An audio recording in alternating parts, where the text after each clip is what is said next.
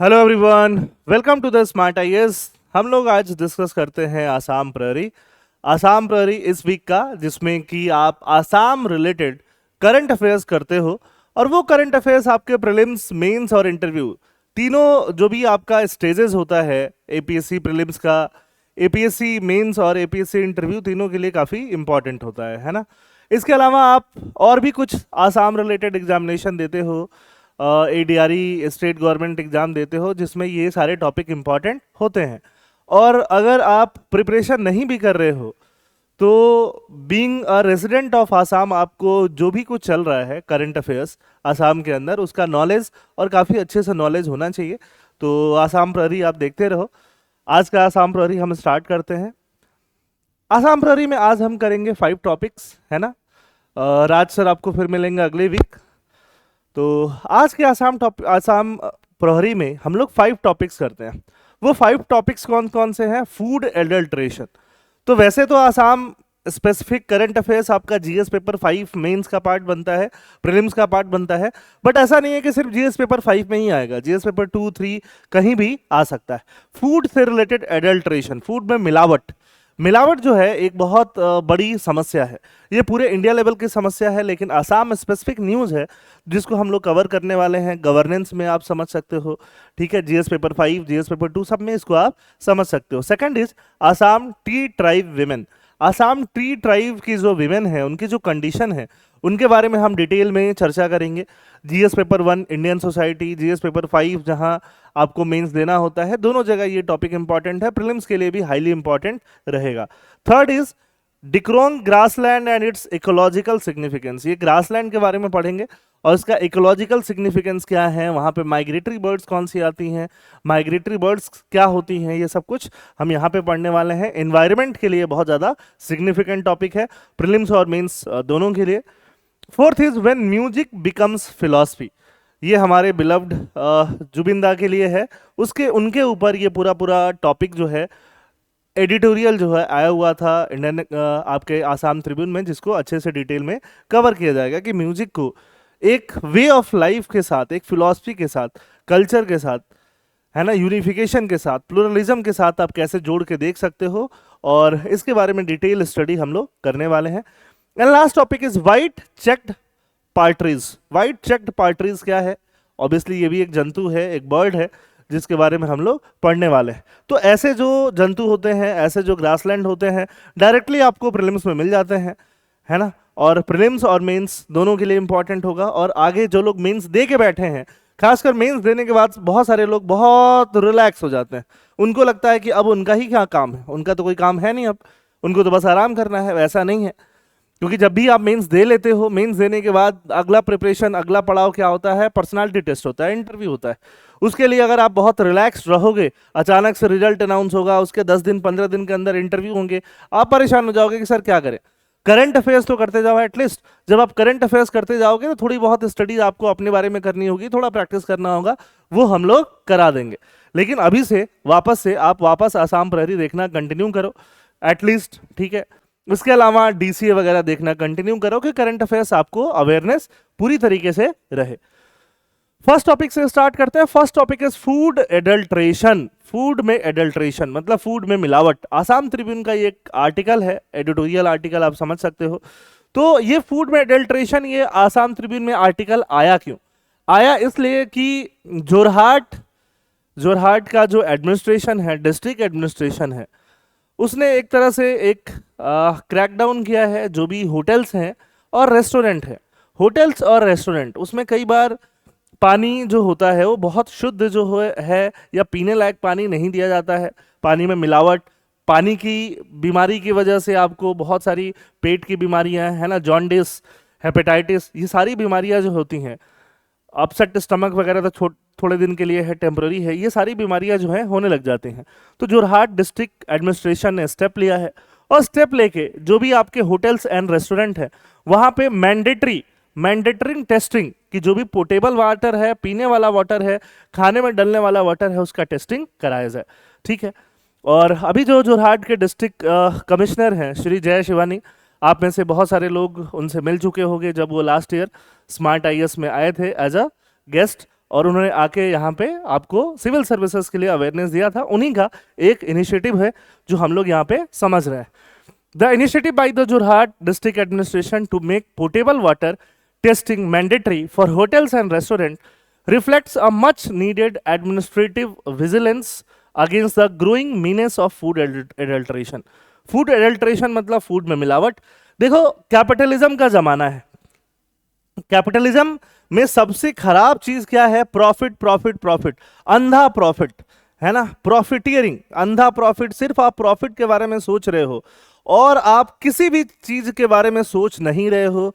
Profit आपके लिए सर्वोपरि है, उसके अलावा आप किसी भी चीज के बारे में नहीं सोच रहे हो, चाहे वो हेल्थ हो, चाहे वो डिग्निटी हो, चाहे किसी का लाइफ हो, चाहे कुछ भी हो, उसको हम प्रॉफिटियरिंग बोलते हैं। और फूड में एडल्ट्रेशन एक ऐसी चीज है जो एक साथ एपिडेमिक की तरह लाखों करोड़ों लोगों को इंपैक्ट करती है। ये प्रेग्नेंट मदर्स, छोटे बच्चों, ओल्ड एज लोगों और इनफैक्ट जो भी डेली काम करने वाले लोग हैं, जो कहीं भी दिन भर मेहनत करते हैं, कहीं भी जाके थोड़ा सा पानी मिल जाए पी लेते हैं, कहीं किसी रेस्टोरेंट में ढाबे में खाना खा लेते हैं, तो उनके लिए एक बहुत हानिकारक होते जा रहा है। तो खासकर खाने से पहले यहाँ पानी पे क्रैकडाउन किया गया है। पोर्टेबल वाटर टेस्टिंग मैंडेटरी कर दिया गया है। मैंडेटरी, जो पीने वाला वाटर है उसके लिए टेस्टिंग मैंडेटरी होगा होटल्स में और रेस्टोरेंट में। ठीक है, एक मच नीडेड एडमिनिस्ट्रेटिव विजिलेंस है। विजिलेंस, विजिलेंस मतलब देखना, नजर बनाए रखना। ठीक है, मच नीडेड, बहुत ज्यादा नीडेड है। ठीक है, ग्रोइंग मीनेस, मीनेस मतलब प्रॉब्लम ऑफ फूड एडल्ट्रेशन के लिए। डिस्पाइट अ रॉबस्ट लीगल फ्रेमवर्क, एक लीगल फ्रेमवर्क ऑलरेडी है। आप लोगों ने फसाई का नाम जरूर सुना होगा, FSSAI का नाम। ठीक है, India continues to face wide spread contamination and sub standard food quality. कितने भी पैसे दे लो, आप बिरयानी खाते हो बाहर, है ना, खूब बिरयानी खाते हो, बिरयानी में वो जो फूड कलर मिलता है लाल और पीले रंग का, क्या है, लाल और पीला कलर कहां से आ रहा है राइस को? फूड कलर से आ रहा है। ऐसा नहीं है कि वो बहुत ज्यादा आपको इतना बना दे रहे हैं मसाले डाल डाल के कि आपका कलर वैसा हो जा रहा है, ऐसा नहीं है। It is just the food colour. जो आप खा रहे हो तो फूड कलर आपके पेट में जा रहा है ना। अब वो फूड कलर अपने हाथ में लगा के देख लो, साबुन वाबुन से धोना पड़ेगा तब जाके आपका फूड कलर हाथ से निकलेगा, है ना। कई बार आप बाहर खाना खाते हो तो हाथों में आपका पीलापन रह जाता है, धोने के बाद भी रह जाता है, वो क्या है, सब फूड कलर है। तो फूड कलर के अलावा और भी बहुत सारी चीजें, जो मसाले आप खाते हो वो कंटामिनेटेड हैं, जो फूड आप खा रहे हो, वेजिटेबल्स आप खा रहे हो वो कंटामिनेटेड है। तो यहाँ पे जो सबसे इंपॉर्टेंट चीज जो आपको बचा सकती है वो पब्लिक अवेयरनेस है। इतनी ज्यादा जो रिस्क है ओबेसिटी से रिलेटेड, डायबिटीज से रिलेटेड, कैंसर से रिलेटेड, ये किस लिए बढ़ रही है? क्योंकि हम लोग अवेयर नहीं है। हम लोग एक कैजुअल कल्चर में जी रहे हैं कि हाँ ठीक है बाहर खाना है, ठीक है, जाके हम फूड ब्लॉगिंग कर रहे हैं, ओहो फूड ब्लॉगर जो है कुछ भी खाने में चीज पड़ रहा है, बटर पड़ रहा है, ओहो करके आपको खिलाए जा रहे हैं। ठीक है, फूड एडल्ट्रेशन मतलब मिलावट। According to food safety and standard authority of India, जिसको हम शॉर्ट में क्या बोलते हैं, FSSAI, FSSAI, food adulteration involves the intentional addition. ये चीज ध्यान देने वाली बात है। कैसा एडिशन है ये? Intentional addition. ऐसा नहीं है कि बस आपको ऐसे ही ऐड कर दिया गया, गलती से ऐड हो गया, नहीं, इंटेंशनली ऐड किया जा रहा है या सब्सटीट्यूट किया जा रहा है और रिमूव किया जा रहा है। रिमूवल ऑफ सब्सटेंसेस, कोई भी इंपॉर्टेंट इंग्रेडिएंट जो है, कंपोनेंट जो है फूड से रिमूव कर देना, that degrade food quality and safety. Food की क्वालिटी को भी डिग्रेड करता है और सेफ्टी को भी डिग्रेड करता है। It also includes unintentional contamination during cultivation. Cultivation के टाइम पे जब फूड ग्रो हो रहा होता है उस टाइम पे अनइंटेंशनल कंटामिनेशन पेस्टिसाइड्स के थ्रू जो किया जाता है वगैरह वगैरह, हार्वेस्टिंग के टाइम पे, स्टोरेज के टाइम पे, है ना, फूड को वेस्ट से बचाने के लिए, ट्रांसपोर्टेशन के टाइम पे जो अनइंटेंशनल कंटामिनेशन होता है वो भी फूड एडल्ट्रेशन का ही पार्ट है। तो सब्स्टिट्यूशन, आप जो घी खा रहे होते हो, घी को रिप्लेस कर दिया गया है डालडा से, हाइड्रोजनेटेड ऑयल से। ठीक है, रिमूवल ऑफ सब्सटेंसेस, बहुत सारा जो, जैसे फॉर एग्जांपल कार्डमम है, कार्डमम आप खाते हो, इलायची का जो छोटा छोटा दाना होता है उससे कंप्रेस करके उसका ऑयल निकाल लिया जाता है और उसमें कुछ कुछ इंग्रेडिएंट मिला के उसको देखने में अच्छा बना दिया जाता है, तो उसका ऑयल निकल गया, आप उसमें कुछ उसको मिलेगा ही नहीं। ठीक है, उसके अलावा फूड क्वालिटी को और डिग्रेड कर देना, है ना। बहुत सारा एडल्ट्रेट ऐसा है कि जो कि मिलाया जाता है। सब्जियों में ऊपर से वैक्स की कोटिंग कर दी जाती है, वैक्स, जिससे कि वो दूर से एप्पल आपको चमकते हुए शाइनी दिखाई देते हैं। एप्पल या बहुत सारे ऐसे फ्रूट हैं जिसमें ऐसा कर दिया जाता है। वेजिटेबल्स जैसे भिंडी वगैरह हो गया, है ना, ग्रीन आपको चाहिए एकदम हरे हरे भिंडी, हरा हरा एकदम लाल लाल आपको चाहिए गाजर, वैसा ही क्या मिला दिया जाता है उसमें, कलर मिला दिया जाता है। तो ये सब क्या है, कंटामिनेशन है, ये सब क्या है, एडल्ट्रेशन है।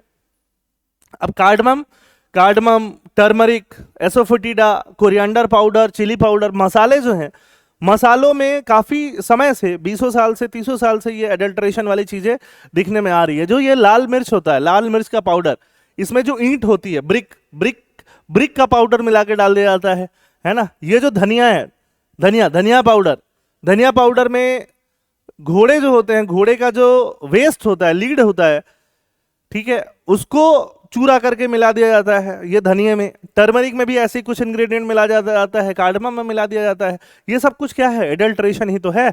और एडल्ट्रेशन रोकने के लिए, फूड को सेफ बनाने के लिए हमारे पास जो एजेंसी है उसका नाम क्या है, FSSAI, food safety and standards, food में एक स्टैंडर्ड्स मेंटेन कराने वाली अथॉरिटी, जिसको 2006 में एस्टैब्लिश किया गया एक एक्ट से, पार्लियामेंट के एक्ट से। तो ये क्या बन गया, एक स्टैट्यूटरी अथॉरिटी बन गया, पावरफुल अथॉरिटी बन गया, जो ministry of health and family welfare के अंदर काम करता है।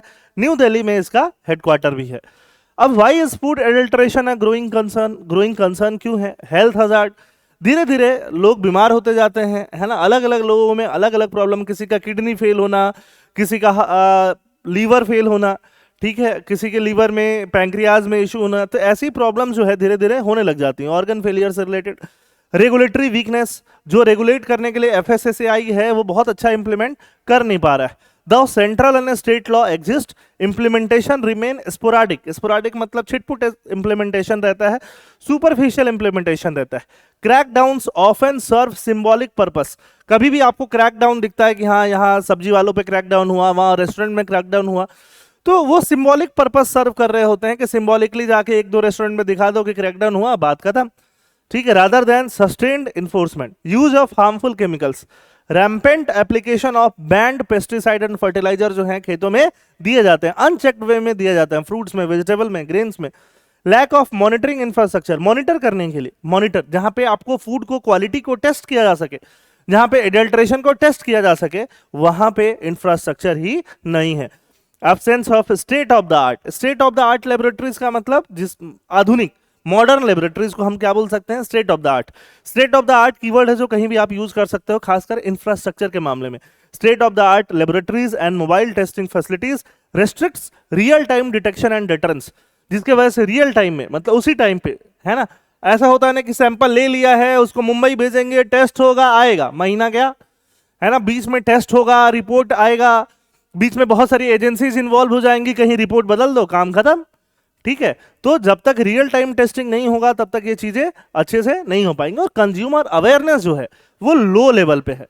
फॉर एग्जांपल, अगर आपके पास एक कार है, एक व्हीकल है, उसमें आप फ्यूल ऐड कराने जाते हो, है ना, अगर वो पेट्रोल व्हीकल है तो क्या आप डीजल डलवाओगे? नहीं।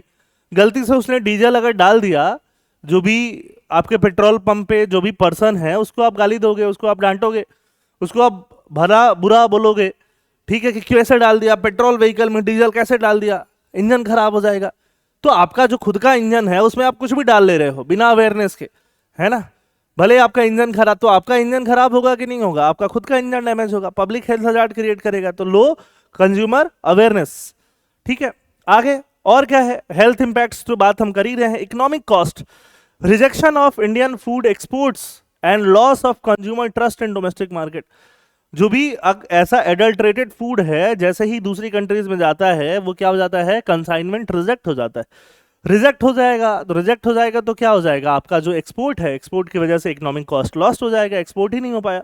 इन्वायरमेंटल इंपैक्ट, केमिकल जो रेसिड्यू बच जाते हैं पेस्टिसाइड वगैरह छिड़कने के बाद, सॉइल्स में बच जाते हैं, उससे इन्वायरमेंट का डिग्रेडेशन होता है, सॉइल्स का डिग्रेडेशन होता है। Governance challenge, failure to enforce safety norms undermines administrative credibility. और ये सब चीज़ें रैम्पेंट होती जाती हैं तो हम मान लेते हैं कि पूरी गवर्नमेंट करप्ट है, पूरा एडमिनिस्ट्रेशन करप्ट है। हम गवर्नमेंट के ऊपर, गवर्नेंस के ऊपर, एडमिनिस्ट्रेशन के ऊपर हमारा भरोसा जो है वो कमजोर होते जाता है। फसाई ये रिपोर्ट देता है, डेटा देता है, 26.4% of food samples in 2018-19 were adulterated. जितना सैंपल्स उसने कलेक्ट किया था उसका 1/4 से भी ज्यादा एडल्ट्रेटेड था। ठीक है, 2016-17 में ये परसेंटेज कम था। In 2023-24 1.5 lakh food samples tested, over 33,000 were non conforming. Non conforming मतलब जो भी फसाई रेगुलेशन देता है, स्टैंडर्ड्स देता है, उससे वो कंफर्म नहीं कर रहे थे, मैच नहीं कर रहे थे। मतलब 33,000 सैंपल्स फेल हो गए फसाई जो भी नॉर्म्स देता है उसको फॉलो करने में। स्पाइसेस लाइक एमडीएच मसाले such MDH and Everest faced global recalls. What is recall? आपने मसाले लॉन्च कर दिए, लोग खरीद लिए हैं, अलग अलग स्टोर में भरा हुआ है, तो लोगों के घर से तो नहीं बट स्टोर से ये मसाले कंपनीज अपने मसालों को वापस मंगा लेना, जिसको क्या बोलते हैं, ग्लोबल रिकॉल। क्योंकि वर्ल्ड में बाकी जगह यूरोपियन कंट्रीज में जो लोग हैं वो ज़्यादा अवेयर हैं compare to Indians. Global recall for ethylene oxide contamination. उसमें कंटामिनेशन किसका था? इथाइलिन ऑक्साइड का। रिवीलिंग वीक रेगुलेटरी ओवरसाइट, जिससे ये रिवील होता है कि इंडिया का रेगुलेटरी ओवरसाइट जो है वो क्या है? वीक है। ये देखो आमचूर पाउडर। आमचूर पाउडर मतलब ड्राई मैंगो का पाउडर। ठीक है, ड्राई मैंगो का पाउडर, फिश करीज मसाला वगैरह या फिश करी मसाला, इसमें क्या मिला? इथाइलिन ऑक्साइड मिला, जिसको बहुत सारे कंट्रीज ने अपने कंट्री में क्या किया? बैन किया। एवरेस्ट का मसाला और एमडीएच का मसाला, दोनों में क्या मिला? इथाइलिन ऑक्साइड मिला। ठीक है, माल न्यूट्रिशन। अब एडल्ट्रेशन से क्या होगा? आप सोच रहे हो कि आप बहुत हेल्दी खा रहे हो बट हेल्दी खा ही नहीं रहे हो, तो पहली चीज ये हो जाएगी कि माल न्यूट्रिशन का शिकार हो गए, डिजीज का रिस्क बढ़ेगा, डाइटरी इम्बैलेंस होगा, जो आप खाना खा रहे हो इम्बैलेंस खाओगे, और डाइजेशन का डिसरप्शन होगा, गैस होगा, है ना। गैस के अलावा लंबे टाइम तक अगर यही सब करते रहोगे जॉन्डिस वॉन्डिस होगा। ठीक है, और भी खतरनाक डिजीजेस होंगी जो मैं बोलना नहीं चाहता, बता ही दिया। What are the existing legal and institutional mechanism? तो इन सब से निपटने के लिए गवर्नमेंट ने कुछ किया है कि नहीं किया है? गवर्नमेंट ने बहुत सारा काम किया है। पहले तो एफएसएसएआई, जिसका नाम आपको सबको पता है, वो क्रिएट हुआ 2006 में food safety and standards act के थ्रू। ठीक है, food safety and standards packaging and labelling regulation की पैकेजिंग और लेबलिंग, उसमें लेबलिंग जिसमें सारा इंग्रेडिएंट वगैरह सब कुछ, न्यूट्रिशनल लेबलिंग, इंग्रेडिएंट का लेबलिंग ट्रांसपेरेंसी से हो। आज से देखो, पढ़ने का मतलब सिर्फ ये नहीं है कि पढ़ लो एग्जाम में जाके लिख दो। पढ़ने का मतलब ये है कि अवेयरनेस, सबसे इंपॉर्टेंट चीज जो है वो क्या है? अवेयरनेस है। ठीक है, फॉर एग्जाम्पल हमारे पास हमारे एक स्टूडेंट है, तो स्टूडेंट ने यूपीएससी का प्रीलिम्स भी क्वालिफाई किया हुआ है। तो उनका ये कहना था कि सर बहुत सारे ऐसे स्कीम्स हैं जो लोगों को पता ही नहीं है, जो कोई भी अवेल नहीं कर पा रहा। मैंने एक ऐसा डॉक्यूमेंट बनाया, लीगल डॉक्यूमेंट है ना, लीगली वैलिड डॉक्यूमेंट, जो कि उनकी कम्युनिटी में कोई नहीं बना रहा था, किसी ने बनाया ही नहीं था। तो ये किसकी वजह से हो चुका? ये किसके वजह से हो सका? ये अवेयरनेस की वजह से हो चुका। जो वो पढ़ते हैं, जो उनको पढ़ाया जाता है, जो पॉलिटी उन्होंने पढ़ा है, जो गवर्नेंस वो पढ़ रहे हैं, जो इकोनॉमिक्स वो पढ़ रहे हैं, उसको खुद के ऊपर इंप्लीमेंट करना।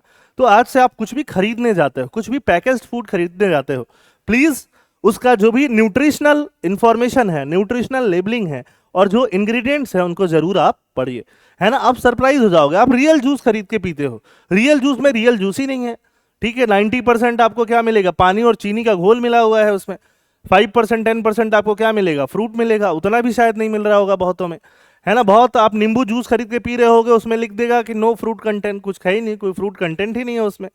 ठीक है, तो आप वहां पे जाके पहले कुछ भी खरीदते हो, आप खरीदो, खरीदने से पहले उसमें पढ़ो कि उसमें हाइड्रोजनेटेड ऑयल तो नहीं है, उसमें पाम ऑयल तो नहीं है। ठीक है, ये सारी चीजें आप लेबलिंग पढ़ोगे तो बहुत सारा पैकेज्ड फूड जो होगा, चिप्स वगैरह, वेफर्स वगैरह, कुरकुरे वगैरह, आप खुद ही नहीं खरीदोगे। उसकी जगह जो आपके हेल्दियर ऑल्टरनेटिव हैं, जो अलग अलग रिचुअल्स के टाइम पे, अलग अलग फेस्टिवल्स के टाइम पे हमारे घरों में बनते हैं, पीठा वगैरह, वो सारी चीजें आप स्नैक्स में खाना स्टार्ट करो। उसको उन सारी चीजों को घर पे बनवाओ, घर पे बनाओ। उसको जब भी आप गुवाहाटी आते हो वो लेके आओ, और उसको आप as a supplement, as a complement, जब भी आपको भूख लगता है, आपको स्नैक्स की जरूरत पड़ती है, उसको खाना स्टार्ट करो। National food security act 2013 mandates hygienic safe food for the poor under PDS. है ना। National food security act NFSA जो हम पढ़ते ही हैं एग्रीकल्चर में, वो मैंडेट करता है कि हाइजीनिक और सेफ फूड होना चाहिए, किसके लिए, पुअर्स के लिए, पब्लिक डिस्ट्रीब्यूशन सिस्टम के अंतर्गत। कंज्यूमर प्रोटेक्शन एक्ट जो पहले भी बना हुआ था 1980s में, 2019 में उसको अमेंड किया गया, अपग्रेड किया गया। Enables redressal for harm caused by adulterated product. अगर एडल्ट्रेटेड मिलावटी प्रोडक्ट ने आपको हार्म पहुंचाया है तो आप कंज्यूमर कोर्ट जा सकते हो और कंज्यूमर प्रोटेक्शन एक्ट के तहत आपको कंपनसेशन भी मिल सकता है। फसाई का डार्ट मैनुअल, डार्ट मैनुअल प्रपोर्ट करता है कि सिंपल रैपिड एडल्ट्रेशन टेस्टिंग हो एंड कंज्यूमर्स का क्या हो, एजुकेशन हो। FSSAI इनिशिएटिव्स और क्या क्या है, ईट राइट इंडिया कैंपेन जो कुछ साल पहले 2017-18 के टाइम पे उन लोगों ने लॉन्च किया था। ईट राइट कि आप राइट खाना खाओ, सही खाना खाओ, कुछ भी खाना मत खाओ। Promoting safe and healthy food practices, clean street food hubs and safe and nutritious food programme चलाने की बात। फोस्ट टैग का मतलब food safety training and certification to train food handlers. Food safety on wheels, mobile testing labs for rural and small time monitoring. ये सब FSSAI ने recently initiatives लिए हैं। तो ये सब existing legal and institutional mechanisms हैं। जब भी आप मेंस के आंसर लिखो तो आप ऐसे ही लिखो, लीगल एंड इंस्टीट्यूशनल मैकेनिज्म्स, है ना। आप एग्जिस्टिंग लिख लो, नहीं भी लिखोगे तो चलेगा, व्हाट आर द नहीं भी लिखोगे तो चलेगा। आप ऐसे करके ऐसे मेंशन करोगे तो आपका एक आंसर का पार्ट जो है अच्छे से कंप्लीट होगा। मैं मान लेता हूं 1-2 पॉइंट इसमें से याद नहीं आए तो भी अगर आपने 3 पॉइंट इधर लिख दिए, 2-3 पॉइंट इधर लिख गया, 5 पॉइंट आप लिख पाओगे कि क्या क्या गवर्नमेंट इनिशिएटिव ले चुके हैं। दिस इज हाउ आपको मेंस में आंसर लिखना होता है। अब जो भी हमारे पास लीगल एंड इंस्टीट्यूशनल मैकेनिज्म तो है, बट वो कहीं ना कहीं वीक तो है ना, कहीं ना कहीं उसमें चैलेंजेस तो है ना, तभी तो ये एडल्ट्रेशन अभी भी है, तभी तो चीजें अभी भी ठीक नहीं है। क्या क्या इंप्लीमेंटेशन में चैलेंजेस है, टेस्टिंग का इंफ्रास्ट्रक्चर ही इनसफिशिएंट है। फूड में एडल्ट्रेशन है बट उसको टेस्ट कैसे किया जाए। फॉर एग्जाम्पल हनी आप खाते हो ना, हनी एक ऐसा इंग्रेडिएंट है जिसमें बहुत सारा एडल्ट्रेशन मिलता है। प्योर हनी मिलता ही नहीं है, प्योर हनी बहुत मुश्किल से मिलता है। जब तक आप खुद जाके पेड़ से तोड़ के नहीं लाते हो या आपके सामने सामने पेड़ से नहीं तोड़ा जाता है ना, चांसेस बहुत कम होंगे कि आपको प्योर हनी मार्केट में किसी भी कंपनी का, डाबर वाबर झंडू वंडू किसी भी कंपनी का आपको हनी प्योर मिलेगा, इसके चांसेस क्या है, बहुत कम होते हैं। और हनी का टेस्टिंग लेबोरेटरी भी है ना, बहुत अलग अलग स्टेज ऑफ टेस्टिंग होता है, वो इंडिया में जनरली मिलता नहीं है, जर्मनी वगैरह से टेस्ट होकर आता है। टेस्टिंग इंफ्रास्ट्रक्चर इंडिया में मॉडर्न नहीं है, मैन पावर इनएडिक्वेट है जो टेस्टिंग वगैरह का काम कर सके। करप्शन है, करप्शन तो है ही, करप्शन तो हर जगह है। एडमिनिस्ट्रेटिव अपैथी, एडमिनिस्ट्रेशन का अपैथी रहता है, चलने दो, है ना, वो देखा होगा ना आपने नाना पाटेकर, जाने दो, वैसे ही उसी चीज को हम क्या बोलते हैं, अपैथी बोलते हैं। नाना पाटेकर का वेलकम में रहने दो। Supply chain complexity, informal food market complicate traceability. Informal food market जो है वो ट्रेसेबिलिटी को क्या करता है, कॉम्प्लेक्स कर देता है। Rural neglect, monitoring in rural areas and small eateries is minimal. Rural areas में मॉनिटरिंग नहीं हो पाती है, होती है क्या, नहीं होती है। और स्मॉल इटरी, छोटे छोटे जो ढाबे वगैरह हैं वहां पे कोई मॉनिटरिंग हो नहीं पाती है, ये चैलेंजेस हैं। What is the way forward, sustained vigilance, vigilance sustained, एक time drive, one time drive चला के नहीं होगा कि एक बार अचानक से जगे और जग के ड्राइव चला दिया और भूल गए फिर 5 साल, वैसे नहीं होता है। स्ट्रेंथनिंग टेस्टिंग इंफ्रास्ट्रक्चर, कम्युनिटी को एंगेज करना बहुत जरूरी है, आप अवेयर रहो, है ना, लोग अवेयर रहें, ठीक है, तो जाके आपका काम हो पाएगा। Review of pesticide regulation, pesticide regulation को रिव्यू किया जाए, पब्लिक में अवेयरनेस लाया जाए, integrate food safety education into schools and media campaigns, accountability, introduce strict penalties and digital monitoring of enforcement agencies. Strict penalties लगाना, जहां भी कोई लैप्सेस मिलता है पेनाल्टीज क्या होने चाहिए, strict. The fight against food adulteration requires consistent enforcement, technological innovation and collective responsibility among producers, regulators and consumers. Initiative like the Jorhat district's proactive testing mandate exemplify how localized vigilance backed by scientific regulation and public participation can safeguard the fundamental right to safe food. Safe food consume करना एक तरह से right to food, right to life के अंदर article 21 के अंदर आपका एक फंडामेंटल राइट भी बनता है। अब ये जो टॉपिक आप पूरा पढ़े उसके ऊपर एक मेंस का प्रैक्टिस क्वेश्चन है, जिन लोगों को भी अगले साल मेंस देना है, अगले साल, तो क्या अगले साल ही आंसर राइटिंग प्रैक्टिस करोगे, नहीं, आंसर राइटिंग प्रैक्टिस अभी से आप करना स्टार्ट करो, धीरे धीरे धीरे धीरे धीरे धीरे, उसमें आपको क्या मिलेगा, परफेक्शन मिलेगा। तो ये रहा question, Despite a comprehensive legal framework, food adulteration remains a persistent challenge to public health in India. एक comprehensive legal framework के बावजूद फूड एडल्ट्रेशन जो है एक persistent challenge है पब्लिक हेल्थ के लिए. कहां पे? इंडिया में. Critically examine the cause. इस कॉज को क्रिटिकली एग्जामिन करो, इंप्लीकेशन को क्रिटिकली एग्जामिन करो, and measures taken to address this issue. और क्या मेजर्स लिए जाने हैं या लिए गए हैं इस इशू को एड्रेस करने के लिए. सजेस्ट अ मल्टीप्रोंग मतलब मल्टी जिसमें बहुत सारा स्ट्रेटजी हो, to strength enforcement and public participation in ensuring food safety. 250 words APSC के लिए. 250 वर्ड्स में कितने पेज मिलते हैं? 4 पेज. 4 पेज में आंसर लिखो, और जो लोग आसपास रहते हो ले आओ, मुझे दिखाओ, राज सर को दिखाओ. ठीक है. Second, Assam T tribe women. Assam T tribe women topic number 2. अब ये पहला टॉपिक तो चलो जोरहाट का इनिशिएटिव था, आसाम रिलेटेड था, बट पूरे ऑल इंडिया इंपैक्टिंग है. सेकंड टॉपिक में भी ये आसाम टी ट्राइब विमेन की बात तो कर ही रहे हैं ना, ये भी ऑल इंडिया इंपैक्टिंग टॉपिक है. तो टी ट्राइब विमेन की बात स्पेशली क्यों कर रहे हैं? क्योंकि टी जो है, टी चाय जो है इंडिया की इकोनॉमी का एक इंपॉर्टेंट हिस्सा है, हमारे लाइफ स्टाइल का एक इंपॉर्टेंट हिस्सा है. एक्सपोर्ट भी करते हैं हम. हमारे लाइफ स्टाइल में पूरे इंडिया में हर जगह रग रग में घुसा हुआ है, हर घर में घुसा हुआ है ना. 10 साल 12 साल 15 साल के बच्चे भी चाय पी रहे होते हैं, 90 साल के बुजुर्ग भी, 95 ईयर्स के बुजुर्ग भी चाय पी रहे होते हैं, है ना. चाय हर कोई पी रहा होता है ना. कमेंट में कोई महापुरुष मिल सकते हैं जो बोले कि सर मैंने आज तक चाय नहीं पिया. अगर आप हैं तो आप कमेंट में बताइए. ऐसे भी लोग हैं, ठीक है, जिन्होंने चाय नहीं पिया है. मैंने भी कभी कभी 6-6 महीने 1-1 साल तक चाय नहीं पिया है. ठीक है, कई बार चाय आप नहीं पीते हो, उसके अलग हेल्थ एडवांटेज आपको मिलते हैं. बट खैर, चाय इज आवर कल्चर, चाय इज आवर इमोशन. टी, तो टी जो है 50% से ज्यादा टी इंडिया को कौन देता है? आसाम देता है. और आसाम में भी जो हमारी महिलाएं हैं, टी ट्राइब विमेन हैं, जो कि उस चाय की बागानों में काम करती हैं, वहां से टी का प्लकिंग करती हैं, और क्रॉप से रिलेटेड, टी प्लांटेशन से रिलेटेड जितना भी मैनुअल वर्क है वो करती हैं. उनकी कंडीशन क्या है? क्या उनकी कंडीशन बहुत अच्छी है? नहीं है. तो उसी के बारे में ये पूरा आर्टिकल्स है जिसको प्रोफेसर साहब ने लिखा है. प्रोफेसर डॉक्टर धर्मकांत कुंभकर साहब ने लिखा है, जिसको हम लोग एनालाइज करने वाले हैं. Assam T industry which contributes nearly 50% of India's total T production owe much of its success to the relentless labor of tea tribe women. Yet behind the idyllic image of smiling women plucking tea leaves lies a grim reality of poverty, malnutrition, exploitation, gender inequality. ठीक है, इसमें अब देखोगे बहुत सारी, अभी तो आजकल तो थोड़ा कम हो गया है.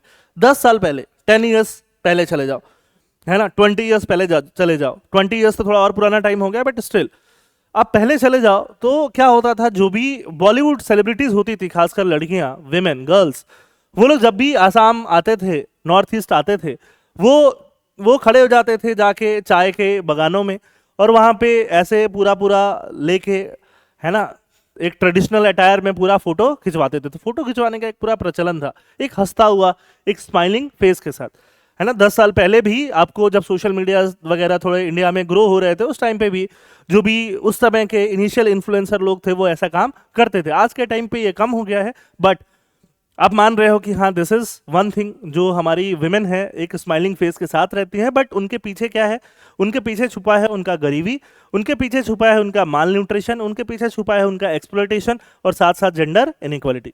The condition of this women remains a persistent socio economic concern despite their central role in the state's economy. उनका स्टेट्स इकोनॉमी में जो रोल है वो काफी सेंट्रल है, बट तब भी वो उनका सारा प्रॉब्लम वहां पे दिखाई दे रहा है. What are the major challenges faced by tea tribe women? अभी टी ट्राइब विमेन क्या क्या चैलेंज फेस करती हैं? सोशियो इकोनॉमिक डिप्राइवेशन, पहला चीज जो वो फेस करती हैं वो क्या है? Socio economic deprivation. Most women suffer from illiteracy. Most women किससे सफर करती हैं? इलिटरेसी. पुअर हाउसिंग, हाउस नहीं है, lack of sanitation, absence of health care. ठीक है. सोशियो इकोनॉमिक डिप्राइवेशन, देखो ऐसे पॉइंट्स बनाओगे आप: socio economic deprivation, education deficit, health and nutrition crisis, है ना, generations of dependency on tea estates have led to economic stagnation and lack of land ownership. क्या उनके पास लैंड ओनरशिप है? नहीं है. क्या उनके पास बहुत सारा सेविंग हो पाता है, बहुत पैसे मिलते हैं? नहीं मिलते हैं। तो बार बार बार बार बार बार उनके जनरेशन बाई जनरेशन को वही काम करना पड़ता है और हैंडफुल पीनट्स उनको मिलता है अपना जीवन यापन करने के लिए। वुमेन दो wage earners rarely exercise agency in financial और domestic decision. Wage earner women हैं बट एजेंसी को एक्सरसाइज नहीं करती हैं। What is agency? एजेंसी मतलब डिसीजन मेकिंग। क्या वो खुद का डिसीजन मेकिंग खुद करती हैं? नहीं करती हैं। उनके घरों में फाइनेंशियल और डोमेस्टिक डिसीजंस में उनका डिसीजन मेकिंग कौन कर रहे हैं? उनके घर के पुरुष कर रहे होते हैं। Education deficit, girls frequently drop out to supplement the family income. Girls 8th class 9th class 10th class में ड्रॉप आउट हो रही हैं, जो जाके वो भी फैमिली इनकम में सपोर्ट करें, वो भी जाके टी को प्लग करें। Estate managements often discourages education fearing labour shortage and empowerment, है ना। ई स्टेट का जो मैनेजमेंट होता है वो एजुकेशन को डिस्करेज करता है। उसको लगता है कि अगर हम एजुकेशन को प्रमोट करेंगे तो ये लड़कियां अगर पढ़ लेंगी और पढ़ाई लिखाई कर लेंगी तो लेबर का क्या हो जाएगा? शॉर्टेज हो जाएगा। और टी प्लांटेशन कॉटन प्लांटेशन एक ऐसा एग्रीकल्चरल प्रैक्टिसेस है जहां पे आपको सॉफ्ट हैंड्स की रिक्वायरमेंट पड़ती है, ठीक है, जहां पे आपको लेबर की जरूरत ज्यादा पड़ती है। absence of secondary and higher secondary schools perpetuates illiteracy. Secondary school जहां 9th 10th की पढ़ाई हो, हायर सेकेंडरी जहां 11th 12th की पढ़ाई हो, ऐसे स्कूल्स जो हैं इन एरियाज में कम है, नहीं है, जिसकी वजह से इलिटरेसी जो है परपेचुएट करती है और नेक्स्ट जनरेशन वुमेन को भी सेम काम करना पड़ता है। तो ये हो गया socio economic deprivation and education deficit. फिर हम बात करते हैं हेल्थ एंड न्यूट्रिशन क्राइसिस की। Studies reveal 95% of women are anaemic. 95% women जो है एनेमिक है। एनेमिक मतलब आयरन की कमी है उनके ब्लड में। जनरली टी जो है, चाय जो सॉल्ट के साथ आप लेते हो, नमक के साथ, है ना, तो एनेमिया के चांसेस बढ़ने लगते हैं। मालनरिश्ड है। A UNICEF Assam Medical College study found that out of 14 weekly meals, जो वीकली मील्स 14 वीकली मतलब 7 into 2 जो वीकली मील्स विमेन को मिल रहा है, ओनली 2 आर न्यूट्रिशियस। सिर्फ 2 मील ऐसे हैं जो न्यूट्रिशियस है, मे बी उसमें चिकन हो, मे बी उसमें फिश हो। Malnutrition, alcoholism and unhygienic living condition increases vulnerability to tuberculosis and other disease. जब आप माल न्यूट्रिशन के शिकार हो जाते, देखो जब आप वीक हो जाओगे, आपका इम्यूनिटी सिस्टम वीक हो जाएगा। ट्यूबरक्लोसिस, टीबी एक ऐसा बीमारी है जो आप अमीरों में नहीं देखोगे। टीबी एक ऐसा बीमारी है जो हमेशा गरीबों में ही देखोगे, गरीबों में ही देखोगे, क्योंकि ट्यूबरक्लोसिस माल न्यूट्रिशन वाले लोगों पे ज्यादा इंपैक्ट करता है ना। अमीर लोगों पे, जो कि हेल्दी लोग हैं, जो कि जिनके पास पैसा है, जो खाना पीना अफोर्ड कर सकते हैं, उनको टीबी जनरली आपको नहीं मिलता है। तो ऐसे डिजीजेस के लिए वल्नरेबल हो जाते हैं। What are the major challenge faced by tea tribe women? Again third point के बाद fourth, maternal and reproductive health issues. Tea growing belts report maternal mortality rates. इनका मैटरनल मोर्टेलिटी रेट्स मतलब जो भी मदर है, जो भी प्रेग्नेंट वेमेन है, उनके मरने का रेट जो है वो हायर है बाकी अदर वेमेन के कंपैरिजन में। एनीमिया, इक्लम्सिया, पुअर न्यूट्रिशन, है ना, कंसीलमेंट ऑफ प्रेगनेंसी, प्रेगनेंसी का कंसीलमेंट, ये सब जो है जॉब लॉस की वजह से ये सब प्रॉब्लम्स उनको फेस करना पड़ता है। हॉस्पिटल्स नहीं है आसपास। Postpartum haemorrhagic related death. Postpartum मतलब प्रेगनेंसी के बाद, एक तरह से बेबी डिलीवरी के बाद भी बहुत सारे हेमोरेज रिलेटेड डेथ भी हो जाते हैं। मेंस्ट्रुएशन एंड पर्सनल हाइजीन भी ये मेंटेन नहीं कर पाती। ओल्ड क्लॉथ्स वगैरह इनको यूज करना पड़ता है। सैनिटरी नैपकिन्स इनको नहीं मिल पाता है कई बार, तो इसके वजह से उनके इन्फेक्शन, यूरिनरी ट्रैक्ट और बाकी जगह इन्फेक्शंस बहुत कॉमनली देखने के लिए मिलता है। Gender based violence and exploitation, gender related violence और एक्सप्लॉयटेशन। तो ये जो प्रॉब्लम्स मैं बता रहा हूँ वो वैसे तो हम टी ट्राइब विमेन की बात कर रहे हैं, बट ये प्रॉब्लम्स पूरे इंडिया में जो भी गरीब विमेन है उनके साथ कॉमन है। What are the government initiative to address this issue? अभी गवर्नमेंट ने क्या क्या इनिशिएटिव लिया? क्या गवर्नमेंट ने इनिशिएटिव लिया है? Yes, land ownership. The Assam government plans to introduce a bill, एक बिल इंट्रोड्यूस करने का प्लान कर रही है नवंबर में इसी साल, to allot tea garden land to worker. Tea garden land workers को अलॉट किया जाए, उनकी सिक्योरिटी और डिग्निटी को इंश्योर किया जाए। एजुकेशनल रिफॉर्म 2026 में 100 न्यू हाई स्कूल अनाउंस किए गए हैं, जो कि यहाँ जो भी स्टूडेंट होंगे उनके लिए एक्सेसिबल होगा, है ना। मेडिकल कॉलेजेस में 4 सीट्स रिजर्व किए जाएंगे टी ट्राइब्स के लिए, टी ट्राइब स्टूडेंट्स के लिए। मेडिकल कॉलेजेस में वो लोग डॉक्टर बन सकेंगे, very good. 3% reservation in category 1 and 2 civil services post for community empowerment. Health and nutrition initiative, wage compensation scheme 15,000 for pregnant women, उनके लिए वेज कंपनसेशन। क्योंकि प्रेग्नेंट वुमेन होगी, वो काम करने नहीं जा पाएगी, काम करने नहीं जा पाएगी तो 15,000 उसको गवर्नमेंट दे, ठीक है, वेज कंपनसेट करने के लिए। Free rice, national food security act के अंदर फ्री राइस मिलेगा, बिल्कुल पैसा नहीं देना पड़ेगा एनीमिया को कम्बैट करने के लिए। इसके अलावा आयुष्मान भारत, आयुष्मान असम मुख्यमंत्री Jan Arogya Yojana, tea garden mobile medical units, ये सब चीजें तो हैं ही उनके हेल्थ केयर का ध्यान रखने के लिए। ये सब चीजों के अलावा जो भी कुछ वो आसाम के लिए कर रहे हैं, जो भी कुछ वो इंडिया के लिए कर रहे हैं, उसको उनके कल्चर को रिस्पेक्ट करने के लिए, उनके कल्चर को प्रमोट करने के लिए इवेंट्स लाइक झूमर बिनेदनी 2025 है ना, जो कि ट्राइबल आर्ट एंड आइडेंटिटी को क्या करता है, प्रोटेक्ट करता है, प्रमोट करता है नेशनल लेवल पे, ग्लोबल लेवल पे, जिसमें हमारे प्राइम मिनिस्टर साहब भी आए थे। ये सारी चीजें कराई जा रही हैं। What are the persistence gaps, और गैप्स क्या हैं? देखो, एक ईएसआईसी होता है, ईएसआईसी मतलब एम्प्लॉय स्टेट इंश्योरेंस एक्ट 1948 का, जो भी छोटे एस्टेब्लिशमेंट में काम करने वाले वर्कर्स हैं उनके लिए इंश्योरेंस मिले, उसके लिए ईएसआईसी एक्ट है। तो poor implementation of ESIC and weak inter departmental coordination have hindered effective provisions of social security and health insurance to employees in cases of sickness, maternity, disability and employment injury. Insufficient number of ASHA worker and limited outreach of village health and nutrition day program. Asha worker जो हैं, आशा worker जो health care worker हैं, है ना, उनका number भी insufficient है और उनका आउटरीच इन विलेजेस तक बहुत ज़्यादा नहीं है, ठीक है। ये सब गैप्स हैं। पैट्रियार्की एक एटीट्यूड है with in E states, restricts women decision making नहीं कर पाती हैं। absence of consistent awareness drive जो है वो कंसिस्टेंट नहीं है, स्पोरेडिक है। अब आज हुआ फिर 2 साल बाद होगा, तो वैसे में वुमेन पूरा अवेयर नहीं रह पाती हैं, चाहे वो जेंडर इक्वालिटी के लिए हो, चाहे वो हाइजीन के लिए हो। तो ये सो गैप्स हैं, ये सारे गैप्स को क्या करना हो, एड्रेस करना होगा। कैसे एड्रेस करेंगे? इंक्लूसिव डेवलपमेंट करा के, empower women through education, women को हम लोग क्या दें, एजुकेशन दें, स्किल ट्रेनिंग दें, एजुकेशन के साथ साथ क्या दें, स्किल ट्रेनिंग दें। सेल्फ हेल्प ग्रुप्स को प्रमोट किया जाए, हेल्थ इंफ्रास्ट्रक्चर जो गवर्नमेंट प्रमोट कर ही रही है ऑलरेडी, मिनी हॉस्पिटल्स है ना, छोटे छोटे हॉस्पिटल्स हर क्लस्टर्स में जहाँ पे टी ट्राइब लोग रहते हैं। Behavioural change communication, campaigns against alcoholism, child marriage and gender violence, land rights मिलना उनके, लाइवलीहुड की security, active monitoring, independent oversight for employees state insurance act. ये इंश्योरेंस एक्ट जो है वो अच्छे से इंप्लीमेंट हो, उसका oversight independently. Maternal mortality rate का रिडक्शन चलाने का scheme, nutritional programmes, community participation, women को और ज़्यादा पार्टिसिपेट कराना, है ना, रिप्रेजेंटेशन लोकल गवर्नेंस में, estate tea estate welfare committees में भी। कंक्लूजन क्या है? The plight of Assam's tea tribe women mirrors the historical neglect of plantation labour. Plantation labour का जो हिस्टोरिकल नेग्लेक्ट है वो दिखाई देता है, जेंडर इनजस्टिस है वो दिखाई देता है। Recent government initiative such as land rights, educational expansion and health care reforms are steps in the right direction. ये राइट डायरेक्शन में स्टेप्स हैं। Yet true transformation will occur only when this women are empowered through education, ownership and awareness, ensuring that the backbone of Assam tea industry finally stand tall with dignity and equality. ठीक है, now there is a mains practice question. अब ये mains practice question आपको लिखना है। Despite being the backbone of Assam tea industry, tea tribe women continue to face deep-rooted socio-economic and gender-based disadvantages. Highlight the key challenges confronting these women and assess the adequacy of recent government measure. What more needs to be done to ensure their dignity, health and empowerment? 150 words, बस 2 page में लिखो, है ना, बहुत ज़्यादा लिखने की ज़रूरत नहीं है, 2 पेज में इसको लिख के ले आओ। टॉपिक नंबर 3,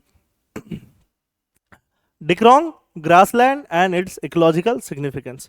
अब ये ग्रासलैंड कहाँ है? लखीमपुर के आसपास है ना, ठीक है। अब यहाँ पे आपको क्या मिला है? इंडेंजर्ड स्पीसीज, बहुत सारे बर्ड्स आपको यहाँ पे मिलते हैं।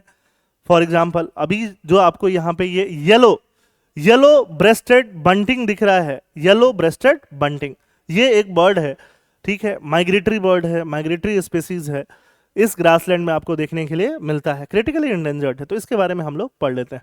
Dikrong grassland in Lakhimpur district of Assam, situated along the banks of Dikrong river has emerged as a vital wintering ground for migratory and endangered bird species, including the yellow rested bunting, yellow breasted bunting. ये yellow rested क्या है? Bunting है, ठीक है, जिसको critically endangered declare किया गया है IUCN ने, international union for conservation of nature, जो है जो नेचर के लिए जो एनिमल्स फ्लोरा एंड फौना को एक तरह से लिस्टिंग देता है, तो उसने इसको क्रिटिकली इंडेंजर्ड बोला है। This highlights the ecological importance of India's grassland ecosystem, क्योंकि जो इंडेंजर्ड है वो ऐसे ग्रासलैंड में आके रुक रहे हैं, है ना, ऐसे ग्रासलैंड उनके लिए एक तरह से हैबिटाट का काम कर रहे हैं।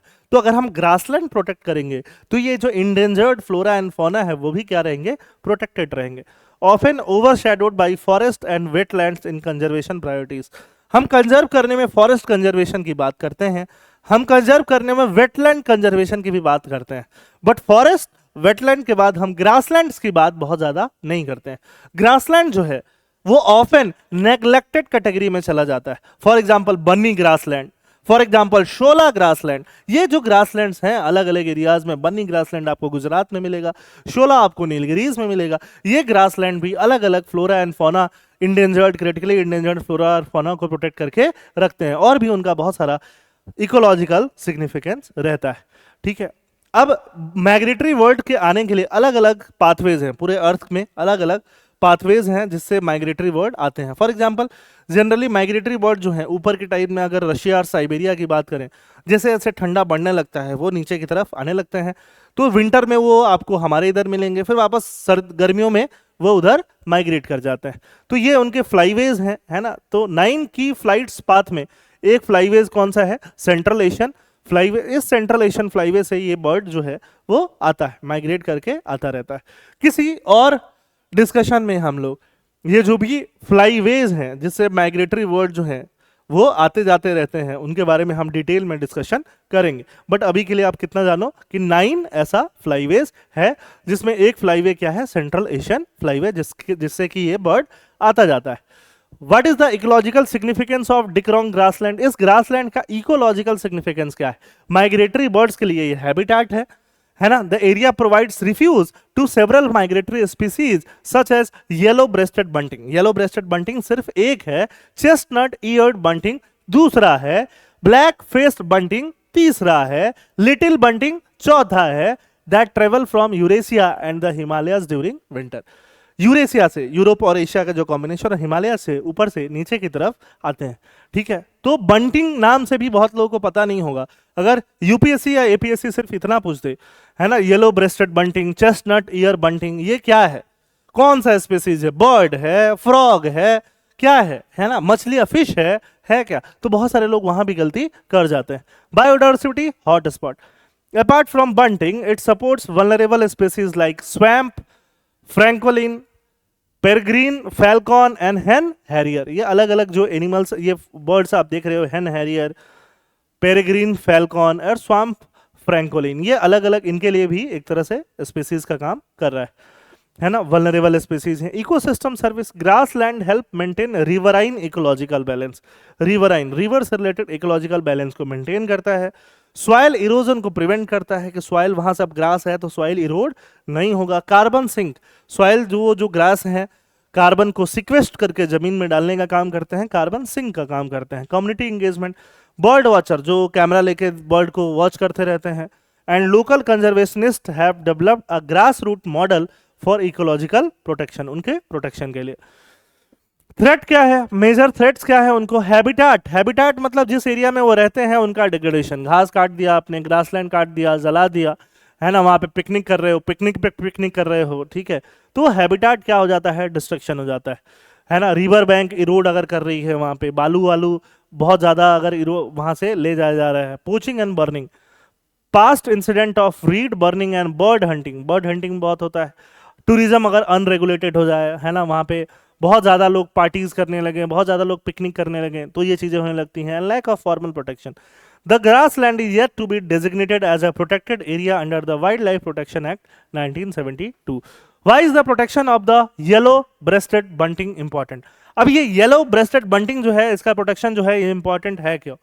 Once abundant across Europe and Asia, its population has declined by over 80%। इसका पॉपुलेशन 80% से डिक्लाइन कर गया है due to hunting and habitat loss. किसके वजह से? हंटिंग की वजह से और हैबिटाट लॉस की वजह से 80% decline, 80%। Can you imagine?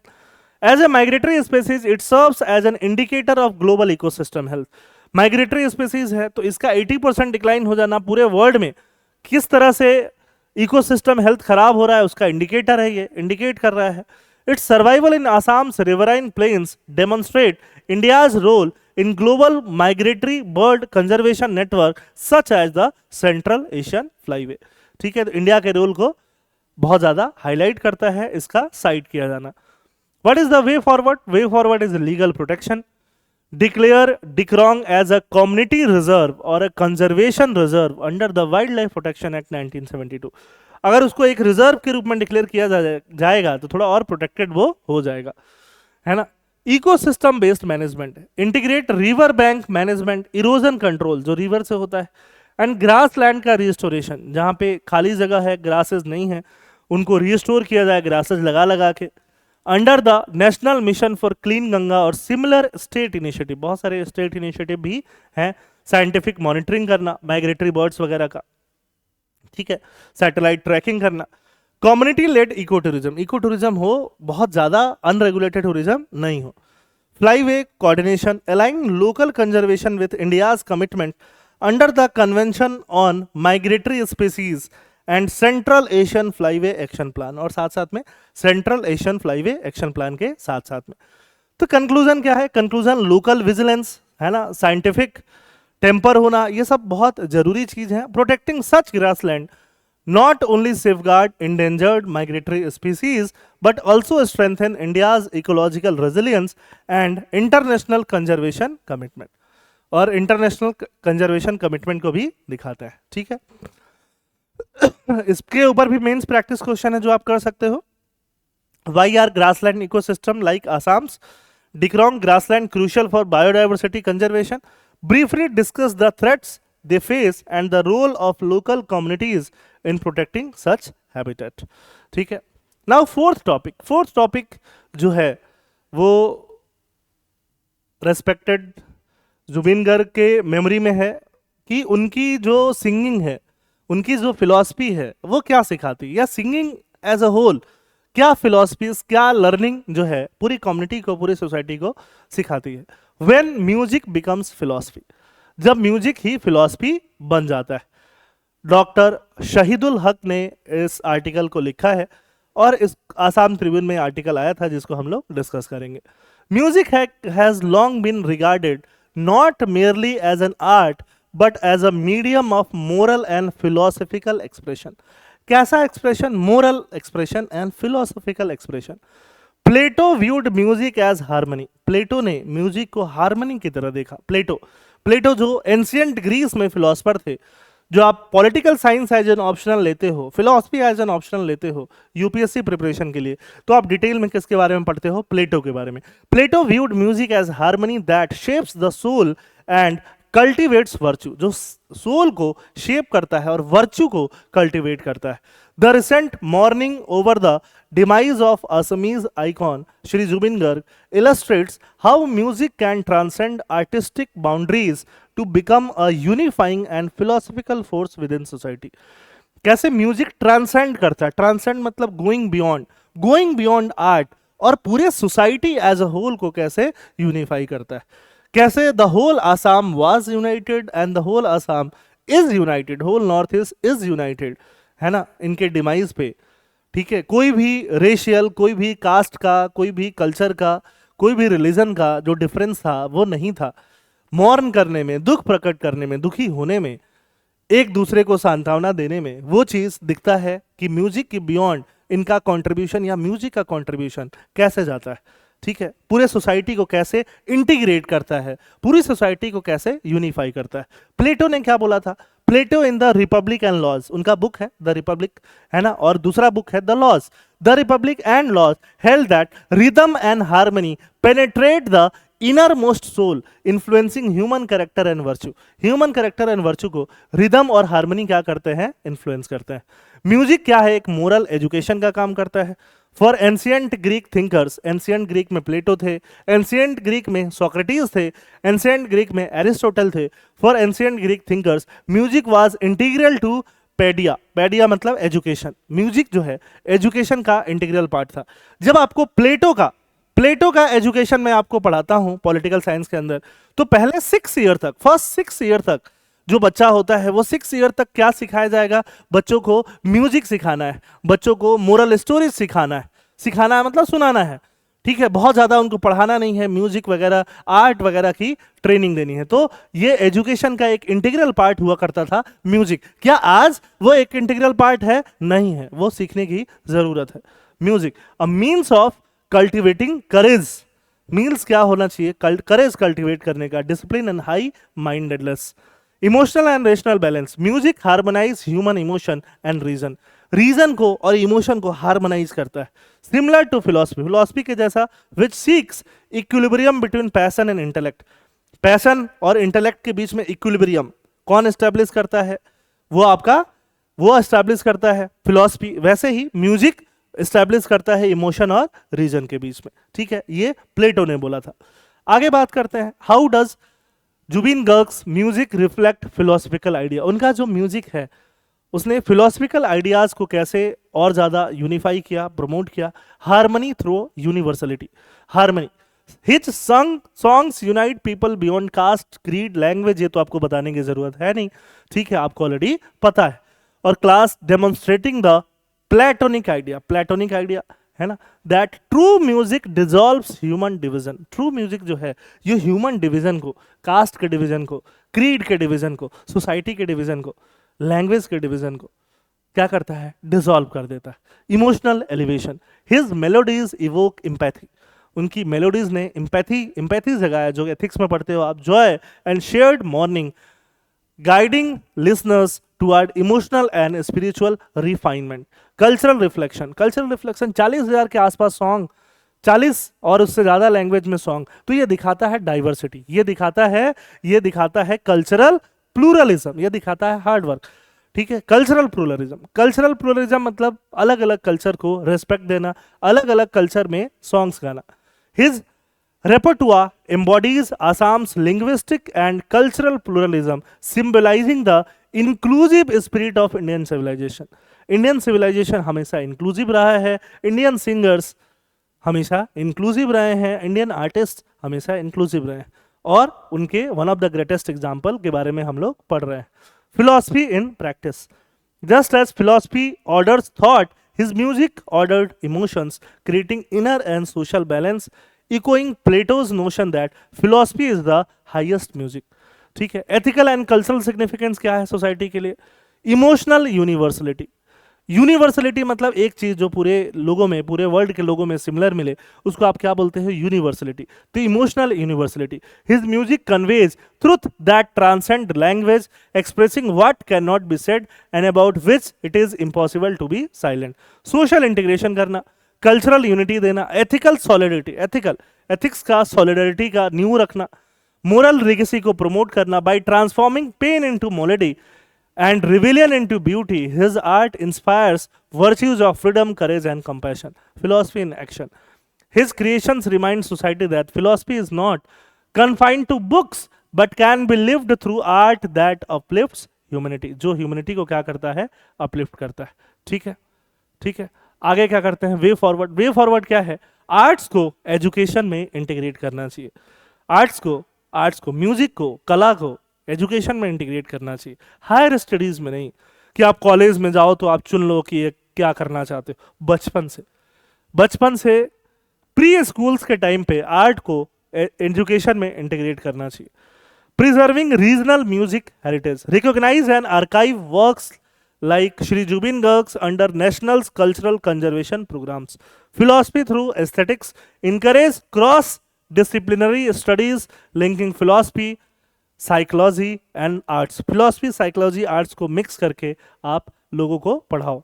Community healing through art, leverage music in conflict prone और divided region में, अब जब म्यूजिक इतना बड़ा यूनिफायर है ना, तो डिवाइडेड रीजन में म्यूजिक का बहुत ग्रेट इंपैक्ट पड़ता है यूनिटी में और पीस बिल्डिंग में, कम्युनिटी के अंदर पीस बिल्ड कराने में। What is the conclusion, Zubeen Garg's music transcend entertainment to become a living philosophy of harmony.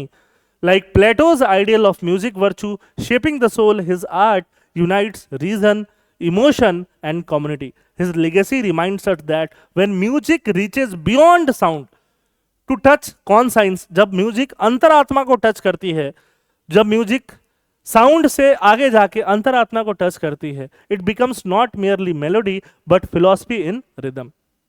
ठीक है, यहाँ पे एथिक्स से रिलेटेड एक मेंस का क्वेश्चन यहाँ भी आप उस पे 150 वर्ड्स का आंसर लिख सकते हो.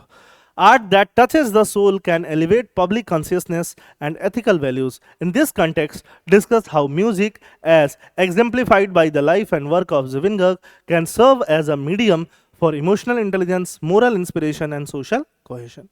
And last topic for today, white checked partridge. White checked partridge के बारे में बात करेंगे, जिसपे व्हाइट कलर का क्या है, चेक है ना, ब्लैक और ब्राउन कलर की ये दिखती है. रेयर स्पीसीज है white cheeked partridge, rescued in Dehing Patkai national park.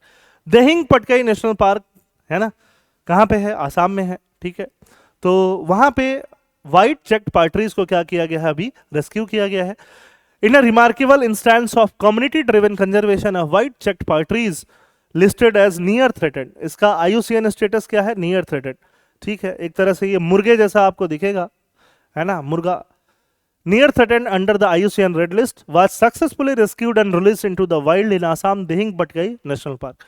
Popularly called Amazon of the East. Amazon of the East किसको बोलते हैं, Dihing Patkai. मतलब इतना ग्रीन है, ठीक है, इतनी बारिश होती है, इतना बायोडाइवर्सिटी है कि उसको अमेजन ऑफ द ईस्ट बोलते हैं. व्हाइट चेक्ड पार्ट्रीज क्या है, the white cheeked partridge is a bird species belonging to the family Phasianidae. ठीक है, तो ये फैमिली भी याद रख लो, बर्ड स्पीसीज तो आपको पता होना ही चाहिए. हैबिटेट क्या है, dense undergrowth of primary and secondary evergreen forest. कैसे फॉरेस्ट, एवरग्रीन, जहां पे पत्ते झड़ते नहीं है ना, सारे पेड़ों के पत्ते एक साथ नहीं झड़ते, फॉरेस्ट ग्रीन दिखता है, वहां पे ये बर्ड का स्पीसीज आपको मिलेगा. स्क्रब्स में मिलेगा, बैम्बू मिलेगा, ग्रासलैंड में मिलेगा, कल्टिवेटेड लैंड में भी मिल सकता है. Found below 750 metre altitude in India. Higher altitude पे नहीं मिलेगा, थोड़ा बहुत ज़्यादा हायर एल्टीट्यूड पे 750 मीटर एल्टीट्यूड से नीचे मिलेगा, but can reach up to 1220 in south east Asia. South east Asia, ASEAN countries में थोड़ा और हायर एल्टीट्यूड पे भी आपको मिल सकता है. नॉर्थ ईस्ट इंडिया में मिलेगा, म्यांमार में मिलेगा, नॉर्थ ईस्ट बांग्लादेश. कई बार क्वेश्चन आते हैं कि ये एनिमल आपको सिर्फ इंडिया में मिल सकता है, या सिर्फ नॉर्थ ईस्ट इंडिया में मिल सकता है, या सिर्फ एशिया में मिल सकता है, तो आपको ये लोकेशंस पता होने चाहिए.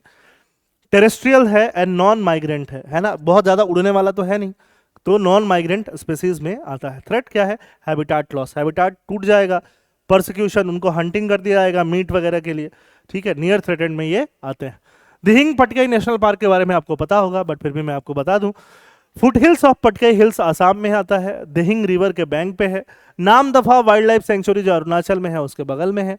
अमेजन ऑफ द ईस्ट बोला जाता है, डेंस होने की वजह से, रेन फॉरेस्ट, बहुत ज़्यादा बारिश और बहुत ज़्यादा बायोडाइवर्सिटी होने की वजह से 4000 मिलीमीटर से भी ज़्यादा एनुअल रेनफॉल वहाँ देखने के लिए मिल जाता है.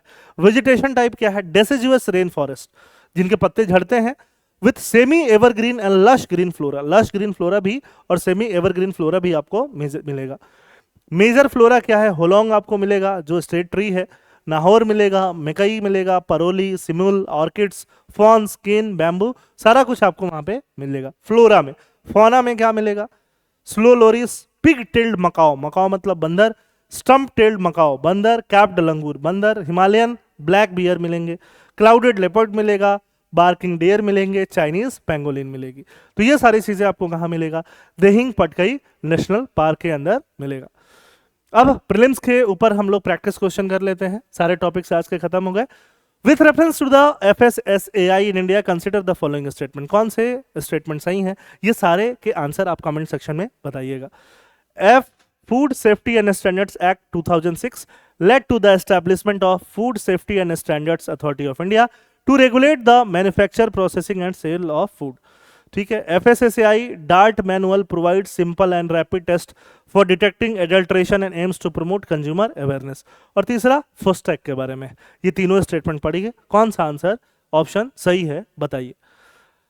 दिक्रोंग ग्रासलैंड के बारे में अगेन ये तीनों स्टेटमेंट पढ़िए और कौन सा ऑप्शन सही है आप पॉज करके बताइए. ठीक है, ये तीनों जो भी क्वेश्चंस हम कर रहे हैं आपको कमेंट सेक्शन में बताना है, क्योंकि अभी अभी आपने पढ़ा है तो मैं आपको वापस नहीं एक्सप्लेन कर रहा हूं. अब आप इसको बताइए. और व्हाइट चेक्ड पैट्रीज आपको कहाँ पे मिला, ये तो सबसे इजी क्वेश्चन है, इसको भी आप कमेंट सेक्शन में बताइए। 1 2 3 3 क्वेश्चन आपको मिले प्रीलिम्स ओरिएंटेड और बाकी mains oriented. Mains oriented answers लिखिए, प्रीलिम्स ओरिएंटेड क्वेश्चंस को कमेंट सेक्शन में बताइए, ठीक है। तो आज के लिए इतना ही, फिर मिलते हैं अगली बार, तब तक के लिए जय हिंद, जय अखम।